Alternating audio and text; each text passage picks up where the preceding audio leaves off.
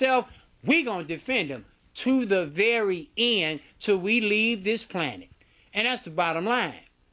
Now, our mission and our job is to broadcast this information to, again, to help you and your mind go click so your light bulb will go off. I don't want you to believe me.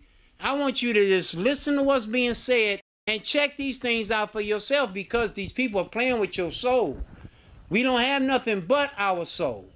And then it took everything else. So we got to make sure they don't take our soul. They have taken our souls for real, because you don't know what's going on. That prayer and meditation connection is critical. And I'm going to tell you something. Elijah Muhammad said that there's a man that's going to come. Now, anytime a man has said some things and these things have come true, we cannot disregard what this man said. You don't have to join the nation or follow Minister Farrakhan, but you have to listen to what the messenger said. And a lot of people say, I'm not going to join on that. Okay, this ain't got nothing to do with joining nothing. It has nothing to do with that. See, there we go with that religion again. That religion is a detriment right now. It's about listening to a message that has been authenticated by Moses himself. In the book of Deuteronomy 18th chapter, Moses is asked by the people because they were afraid after Moses leave. They was like, well, Moses, you know, after you and a man come to us and say, I have a message to give you from God, how are we to believe him? How are we to authenticate this man? And Moses said, if a man comes to you in the name of the Lord and says a thing that does not come to pass, then you know it's not from the Lord. Very simple. Common sense. Skip up to the time of the end of the 400-year bondage, our 400-year bondage, spoken of in Genesis 15th chapter, 13th and 14th verse. Abraham is told by this being Melchizedek, who you can find in Genesis 14th chapter, 18th verse. He's being spoken to by this Melchizedek, who tells him about our 400-year bondage, which other people have taken it and said it's theirs, but we ain't concerned about their story. We concerned about our story, not his story. He tells him we're going to be taken into a land that is not our own and be made to serve a wicked people for 400 years. And after that time, we're going to come out with great wealth. That's why right now we have coming out of bondage, and our people right now got $1.2 trillion running through white banks. So we are living in the 14th verse right now and don't have a clue. All these niggas having money and stuff ain't got a clue. Nigga, you ain't no special nigga. You get money because it's already prophesied that you're going to be getting money like that. It's already prophesied that our people are going to come out with great wealth. So don't flex that you are this special kind of nigga, you know, and you getting what's yours and all that. You ain't nobody special. What you are getting has been prophesied already by the angel Michael or Melchizedek, who was a black extraterrestrial being, an associate of the Messiah Jesus. Because remember, the book of Revelation is the Messiah Jesus' book. And in that book it says that I'm going to, and it was sent by his servant, his angel Michael, who came to the servant John. And that angel Michael was a black extraterrestrial being who came here from their star system, just like the angel Gabriel, Raphael, and Uriel. And Jesus sent him from their star system with that book to give to John, and have John go to see the future and write these things. So, the bottom line is that, back to Elijah Muhammad, it says, if a man, again, come in the name of the Lord, what did he do? He came in the name of the Lord, or one of the names of the Lord. He came in the name of Allah. And he said some things that did come to pass. And a couple of things he said out of his mouth. At the time that he came in the 30s, he came in the name of Allah, and he said things that came to pass. So that's confirmed by Moses in the book of Deuteronomy. Once a man had been confirmed by Moses, we cannot disregard what he said, because you have to look for the next message. You have to look for the next thing coming, and it's critical in our day and time after our 400-year bondage. At the time, they didn't know why it kept raining and the earth didn't overflood. He was the one that explained to the world scientists that the water's taken up in a mist, and it forms clouds, and then the rain falls back on the earth, and then it comes back up in a mist, and it forms cloud, and it falls back on the earth. It's recirculated water. He the one that explained that to the world scientists. They did not know that in the 30s.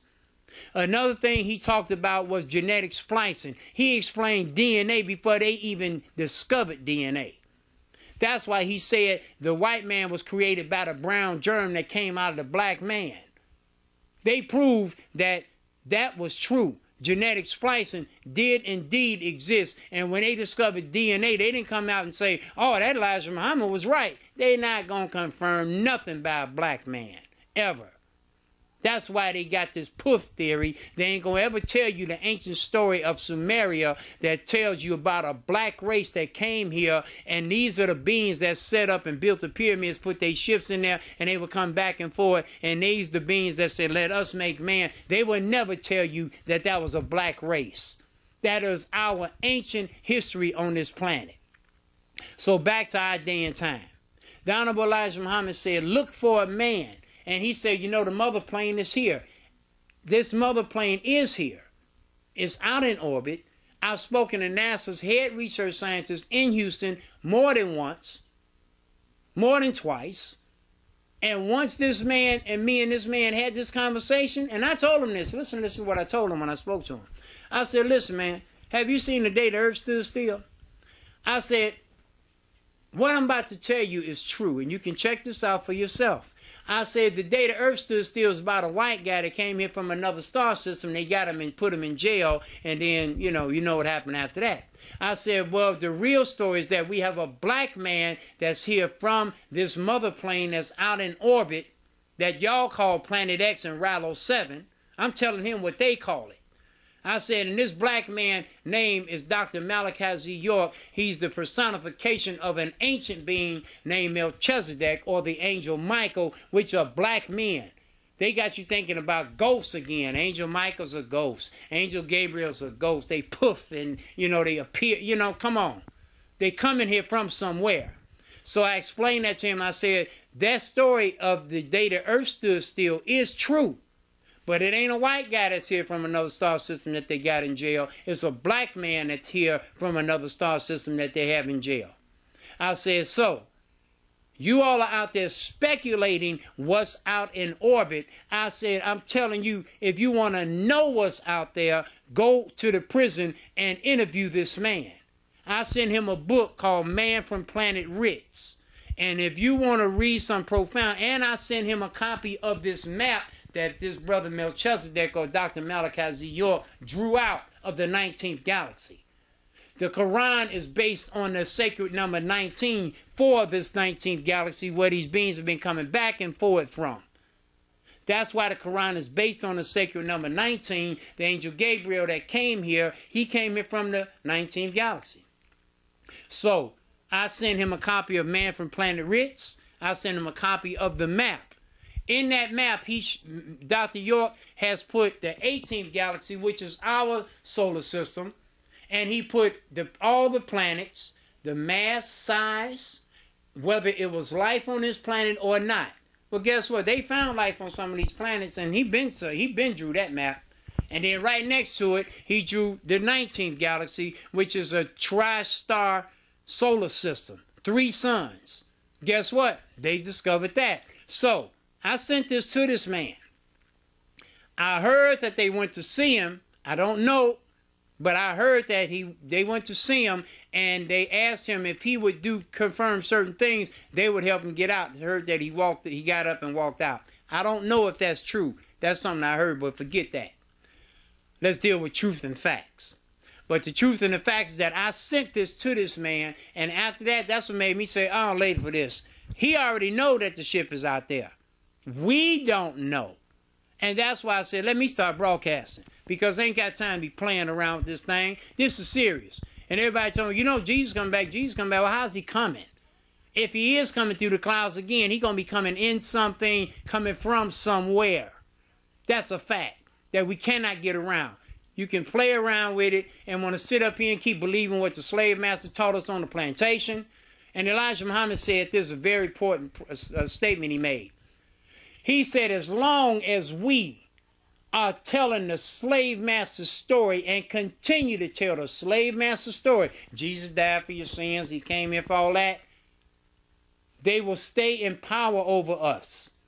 As soon as we get away from the slave master's story about our brother, we're going to have real freedom, because that's a spell that they have on our people. And once we break that spell, we're free now. We all teaching the same story. We all telling the same thing. And that's what's important.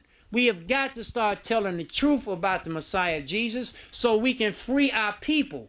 They have so many denominations in our community, it makes no sense whatsoever. 300 different churches in the area I grew up in, Inglewood, Chicago, and all these churches cannot come together because of the different denominations. Now, denom in nations. It's not denom, it's demon. Put the M and the N, switch the M and the N, you got demon in nations. And they have infiltrated our nation to the point that we are stagnated in this spellbound mentality. And we have got to break that spell on our people's mind so we can all be on the same page and prepare as a bride for the groom. Because this event is going to take place. And it's going to take place in our lifetimes. For those that's living, ain't nobody going to miss it. Believe it. It's going to be a profound experience. And again, these are the same beings that came and got Enoch, put him on a ship. Same beings that came and got Elijah, put him on a ship. Same beings that came and got Moses when he went up into the mount. You dig what I'm saying? The same people that when Israel was following the cloud, there was a ship in that cloud. That's what they call Jacob's ladder was going up and down, because they saw beings coming up and down from this cloud. Well, there was a ship in this cloud. So they want you to think, again, about ghostly type of events and all this type of stuff. But the bottom line is that we have got to come to grips with who we are and why we're here and where do we come from. There is no such thing as death. Know that for a fact. They want to teach you about death because death is a fearful thing. We're afraid of the unknown, things that we don't know. And so when you talk about death, everybody's afraid of death. There's no such thing as death. That's why when Jesus went and met with Moses and Elijah, they appeared to him. They came from somewhere, and they looked like they did when they was on the planet. Now Moses was 2,000 years before Jesus. How could he look like how he did when he left the planet? Now Dr. York said that when these beings come, and all of them are on this mother plane, and I used to always ask this question. In the scripture it says, you will rejoice when you see Abraham, Isaac, and Jacob. I always ask the question, how am I going to rejoice when I see Abraham, Isaac, and Jacob? What did that mean? Abraham, Isaac, and Jacob is on this mother plane that Elijah Muhammad talked about. All of the prophets of the past are on this ship. They are coming here from their star system. You don't understand what's going on. When you come here, you incarnate into this body. We are all fallen angels. Our job is to get back to the one with the Most High. Back at one with the Most High. Dr. York is the most profound teacher in our day and time, and our people are in trouble because nobody knows about this man. Nobody knows about this man. You cannot have a man like this on the planet, and Elijah Muhammad, again, been proven by Moses himself, so we cannot disregard his message was to look for the man that comes with the language, and our language is the ancient language of the hieroglyphics. Nobody on the planet has that language. It's called Nawabi. Who are the people and who are we by blood? This is Black History Month. Let's talk about the real history. Damn that about back we from Africa. How did it get started in Africa? That's what we're talking about. Let's go deeper than Africa. It started in Africa, on the continent of Africa, but it came from another star system, and it got started in Africa. That's how this all got started. By who? And ancient beings now called Nuwaubians. These Nuwaubians are ancient beings that came here from the 19th galaxy, of which Jesus was a Nuwaubian. Moses was a Nuwaubian. Abraham, Isaac, Jacob, Adam, Enoch, Methuselah, all of them bloodline of these Nuwaubians. Adam and Eve were the creation of these Nuwaubians that came here, and they spoke the language called Nuwaubic, the language of the hieroglyphics. And they studied a science called Nuwaubu, the study of sound right reasoning, right knowledge, and right understanding. They have taken this away from us, where we have no sound judgments, we have no right reasoning, no reasoning, because they have replaced reasoning and sound and knowing with theatrics. You know, theatrics. Everything is theatrics. They've taken away our sound knowledge. Our reasoning factor has been eliminated. There's no reasoning going on whatsoever. So again, we are the descendants of these ancient people that came here from the star systems, that came and set up and built the pyramids and built these great monuments and been coming back and forth throughout time, but nobody's teaching us these things. That's who Jesus was. He was one of these beings. The angel Michael, angel Gabriel, all these angels were these beings that been coming back and forth throughout time. And we can't sit up here and say, oh, that's not possible. What do you mean it's not possible? They've been coming back and forth throughout time. Again, John the Baptist didn't know who he was. Jesus had to tell the people who he was. So how do you know who you are? You don't have a clue who you are. You don't have a clue where you're from. You don't have a clue why you're here. And you don't have a clue where you're going when you leave here. But let me tell you something. One of the rewards for getting back to being at one with the Most High, Dr. York said, is that you will leave this physical plane still fully conscious. That's a statement that I was floored when I heard it. He said the reward is you would pass through this physical life and be still fully conscious. So that means you step out of this body, you fully conscious of everything that's going on. That's why they teaching death. They want you to be fearful, because through fear they can create, they can control. That's why their favorite pastime is recreation. Why is their favorite pastime recreation? Because that's what they do. They wreck creation. That's what they do. This is who they are. These are the fallen angels that have taken, these other fallen angels that have taken over this planet. They have no intentions of trying to get back to the one with the Most High. They have made their decision. Their decision is stamped. They are not going to do the right thing. They have no intention of doing the right thing. So that's why it's our duty to start talking about this, to bring this to our people. And I'm going to say this. The Honorable Elijah Muhammad said to look for this man. And I was debating with some brothers from the Nation of Islam. In fact, we were down in Atlanta, and we was in the Shabazz Bakery, and get some bean pies. Them bean pies off the hook. I love them. And I had a brother there from the Nation of Islam, following Ms. Farrakhan. They had a brother there from this brother named Silas Muhammad, who was in Atlanta, all these were original followers of the Honorable Elijah Muhammad. Then you had another brother that was there following this other brother called Solomon, and I think Solomon is down in St. Louis somewhere. And you had another brother there who was a follower of the Imam Warith D. Muhammad. So anyway, I found myself in the midst of these four brothers who was from four different factions from Elijah Muhammad. When he passed, they broke and they split. So I found myself in the middle of these four different brothers, and we had a debate going. He's saying, well, brother, you know, Miss Farrakhan is the one that we supposed to be following. I said, brother, Minister Farrakhan, we supposed to be following him until this man appear. according to the Honorable Elijah Muhammad. He said when this man show up, we have to get the information that this man has because he coming here to renew the 76 trillion year history. So then you had another brother said, well, no, brother, we supposed to be following Silas Muhammad. And I was like, well, okay, you can follow who you want, but the instructions of the messenger is what's most important. Then other brothers talking about Solomon, how we supposed to be following Solomon, and then other brothers talking about, well, no, brother, we supposed to be following this Pale Arabs. You know what I'm saying? We all one Islamic community. I said, excuse me, brother. I'm a follower of Elijah Muhammad only. And anybody go against what he said is out of order. Now, this is what Elijah Muhammad said.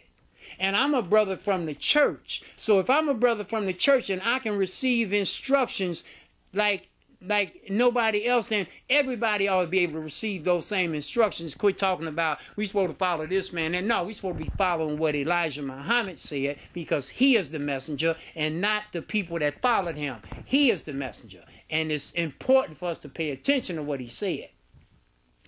He said the only way that we supposed to be following those Pale Arabs is if you come to them and they acknowledge us as the people spoken of in their scripture, and they acknowledge Elijah Muhammad as a messenger raised amongst us after our 400-year bondage. And if they don't acknowledge us and don't acknowledge him, then later for their ass, they can get the hell on with that. Excuse my French. But that's what he said. Now, Ramadan. This is the month of Ramadan. December is the month of Ramadan. And I've been following Ramadan ever since I found out about it and through his teachings. He said we are a special people, and the Pale Arabs didn't like it that we had our own Ramadan the month of December, so they was all upset. Well, what do y'all mean y'all got your own Ramadan? And Elijah said, y'all can't come over here telling us nothing. And so I ain't following nobody else's Ramadan. I don't give a damn about none of that.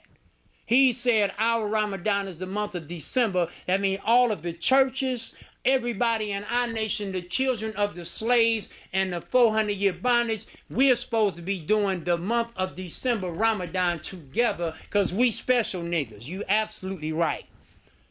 Don't nobody want to talk about that. You know what I'm saying? I hear brother want to run and do the Ramadan with the other people. Okay, if you want to do that, knock yourself out. But that ain't got nothing to do with the mess.